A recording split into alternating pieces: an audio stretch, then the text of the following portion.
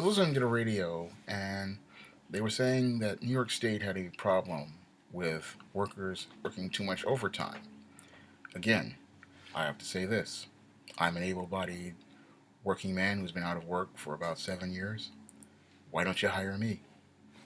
I look at that, I listen to that statement, and I see that, nobody in New York State is focused on the solution of getting people hired. Again, when you have people racking up large amounts of overtime, it's an indicator to hiring more workers.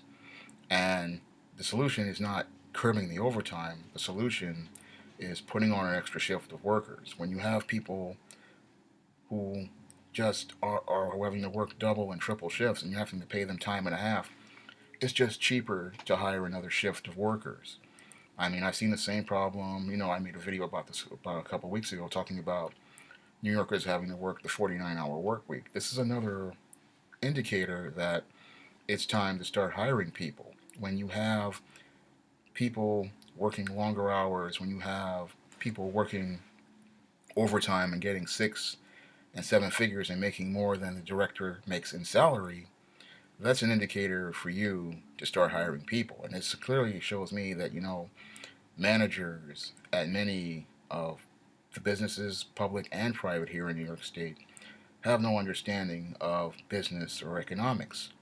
Again, when you have um, people working longer hours, working 49 hours a week in private business, and you have people working overtime where they're making more than a director in 6 and 7 figures, this is an indicator for you to start hiring more people. And it's just disappointing to me because you have an able bodied man like myself who is sitting here and has wanted a job since he lost one in October of 2008.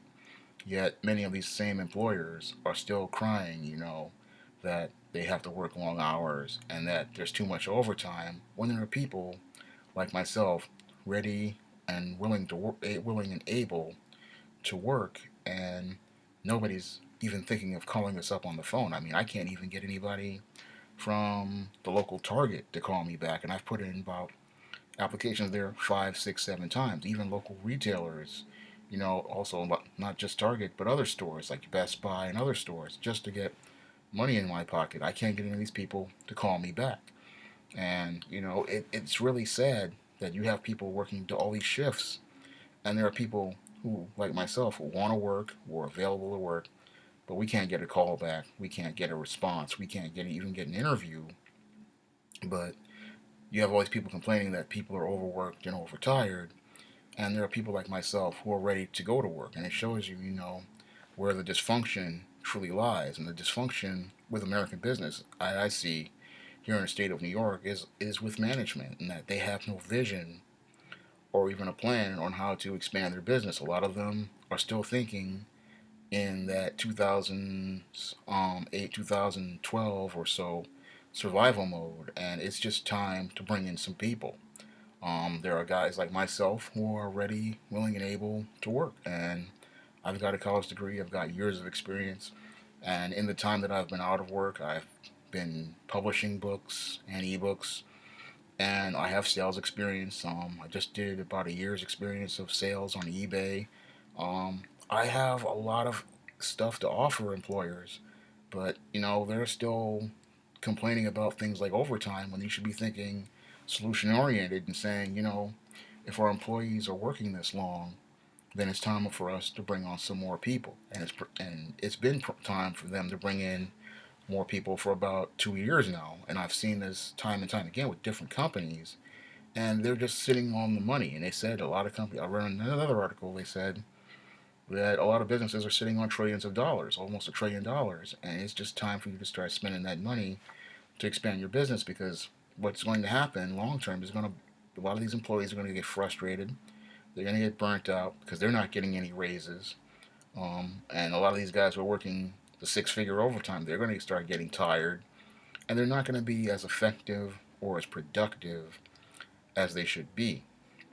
And the only way to keep your employees productive, is to have that second or that third shift come in and relieve them so they can be rested and, everybody can function. And that's not happening because many of these managers and many of these business owners are trying to squeeze a penny and until the life is drained out of it, and so they can have money to buy yachts and to trick off on other silly nonsense instead of investing in a business. And when you're in a business, and I've been doing this with this SJS Direct Imprint, every dollar you get has to be reinvested until you reach a point of profitability. And a lot of guys are just not willing to make that effort. They want to just work to people until they burn out. And when you have people burning out, again, as I said in the previous video, it costs you more money to replace them or to retrain another person than it would be if you retain them. When you retain workers, you save money because one, you have the old worker there to teach the new person the company culture,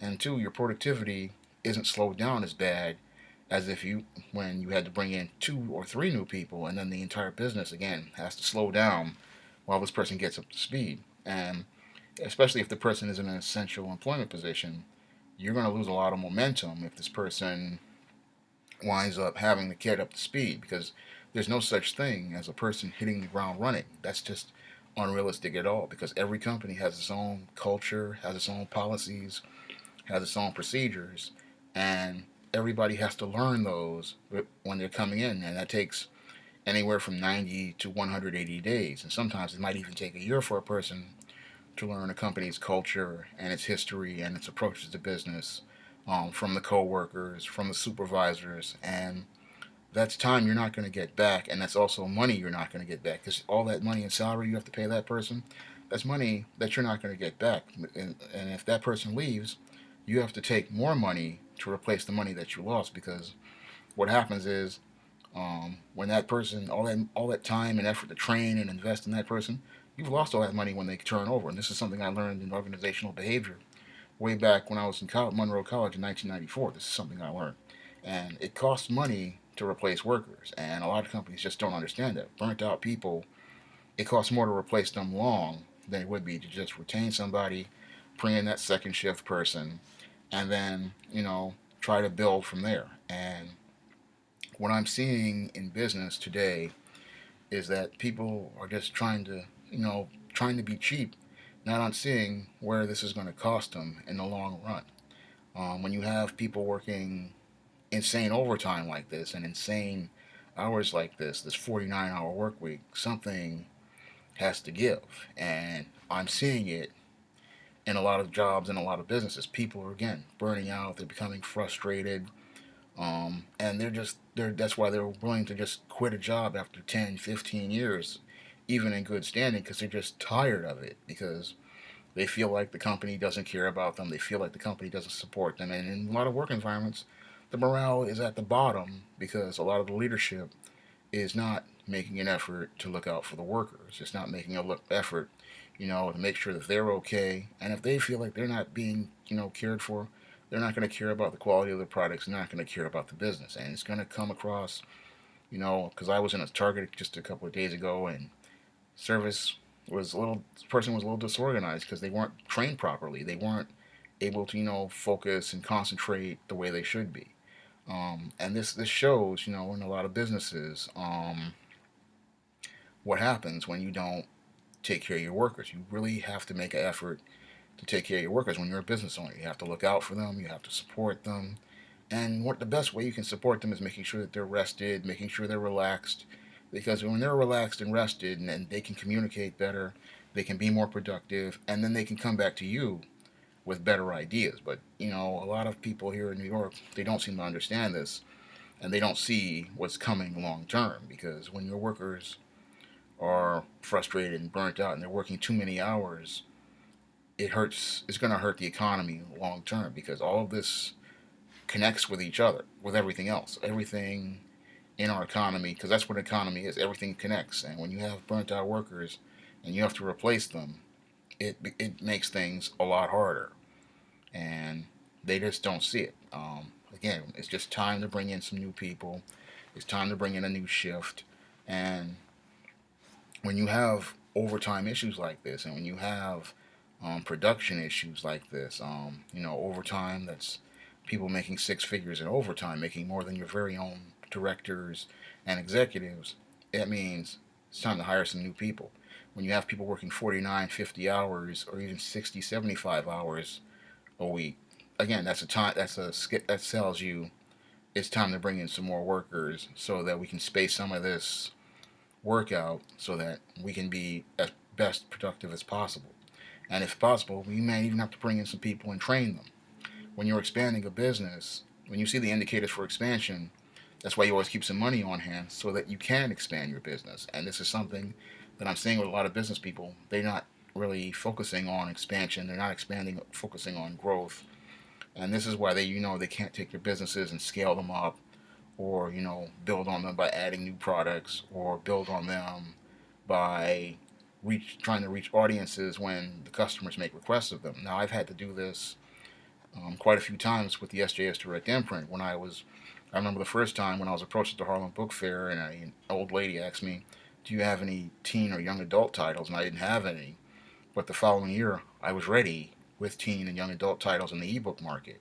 And I had another person ask me about nonfiction, and then in 2012, I was ready. I had books ready because I was getting ready to enter the nonfiction market, and I was able to start putting these men's issues titles up. And again, I was able to access that market, and I was able to expand on that.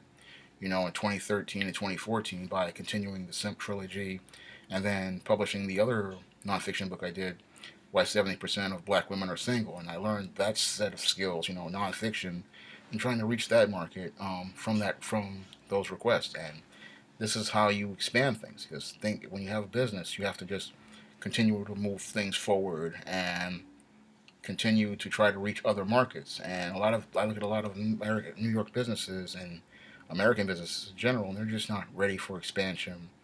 They're not ready for moving the moving the company forward, and trying to reach those different markets, and trying to you know reach those new customers. Those customers are out there that will help their business expand, but they're so caught up in what they're doing right now, they're not focusing on the road ahead. And this is something that your average executive has to do. They have to have a long-term plan of where they want to go in 5 to 10 years. And most executives now are stuck on a 1 to 2 year trajectory, and that's not very good for business. When you have an executive, they're supposed to have a 5 to 10 year plan of what they want to do, and your middle manager is supposed to have a 1 to 2 year plan. You have your executives today acting more like your middle manager, and there's nobody really with an executive vision for what they want to do.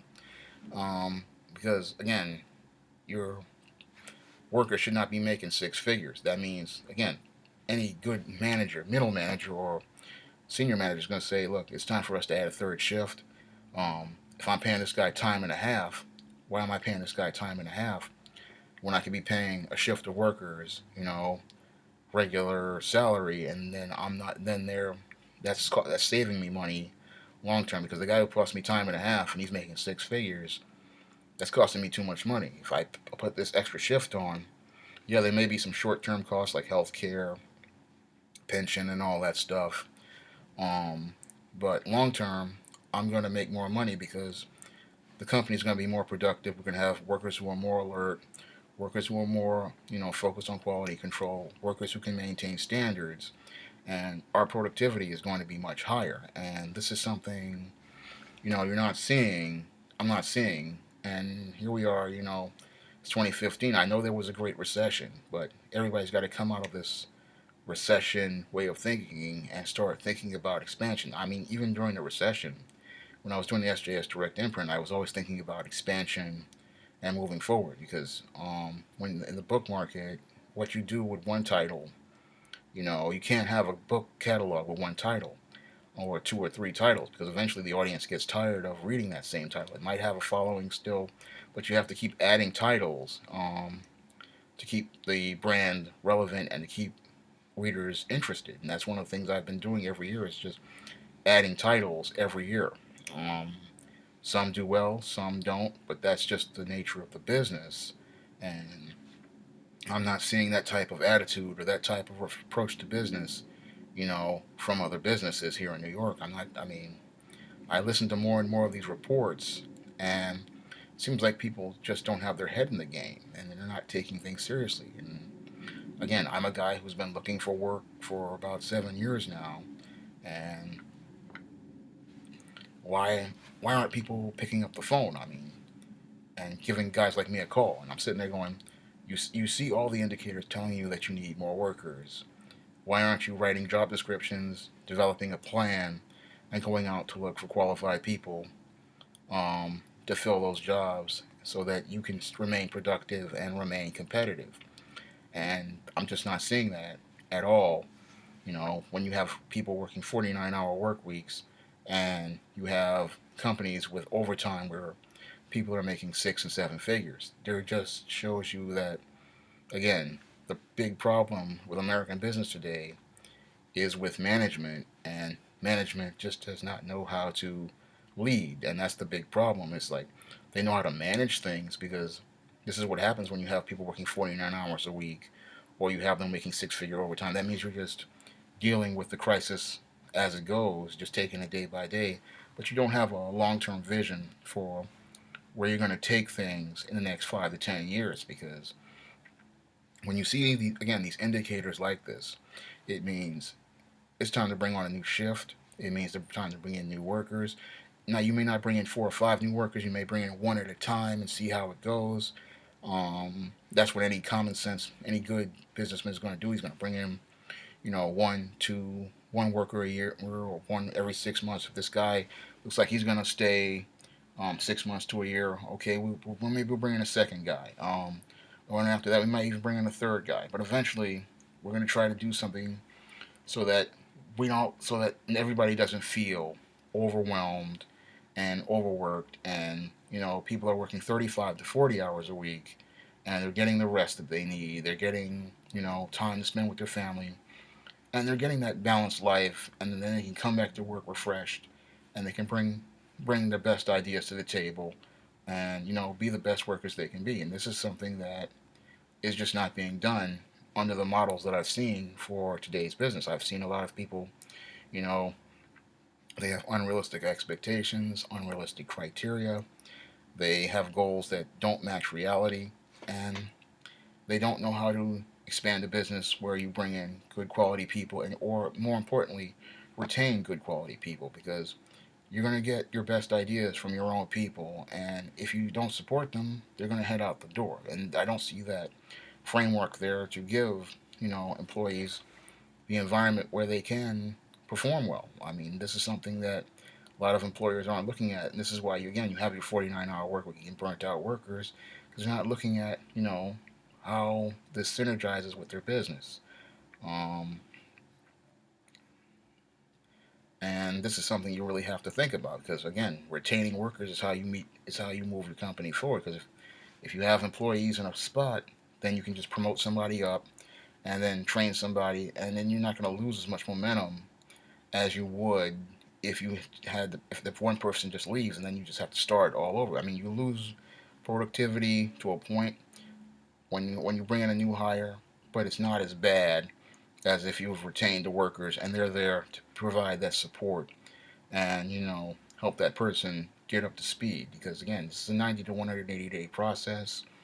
But most employers are thinking with this mindset of hit the ground running, and this is just it's just not going to be doable. Any good businessman is going to tell you it's going to take 98, 180 days, and you have to really and when you put that 90 to 180 days, you have to make sure you're getting the best people for the investment possible.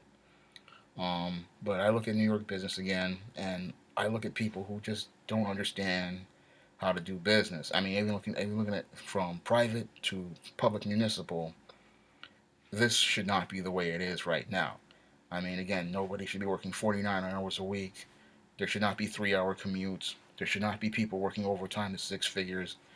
This is just not balanced out. And what's sad is you have guys like myself sitting here who want a job, who are ready to work, and have an understanding of what needs to be done. But again, nobody's picking up the phone. Even after you put in applications, day in and day out for 7 straight years, and nobody looks at it and goes, what are we doing wrong and how we can fix it. Again, I'm a guy who's available, ready to work, and able to work, and can help alleviate some of these problems, that a lot of these employers have with their 49-hour work weeks and their overtime issues. But this is just, it requires people to have the right way of thinking and a good vision for what they want to do and what direction they want to go in. And I'm just not seeing that. The way I'm looking at it is now management is the problem, and management has to start thinking like leaders instead of just trying to get through a crisis. The crisis is over. Now it's time to have a vision for where you want to go. But as I've always seen it, as you always have to have that vision of where you want to go, even during a crisis, because that's where you're going to want to go, no matter what. You always take yourself and you always set a direction for yourself and set a course for yourself, and that's how you're going to move ahead. That's all I have to say for this video. You can comment, rate, and subscribe. Many of my books are on Amazon.com, and you can buy them. And many titles, like The Temptation of John Haynes or the ISIS series books, are available on Kindle Unlimited, and you can borrow them if you have Amazon Prime. And you can borrow any, and you can also buy them at Smashwords, iTunes. Prices start at 99 cents. And every book that you buy is a great. It will help me in this time where I'm looking for work. Thank you for your time and thank you for your support.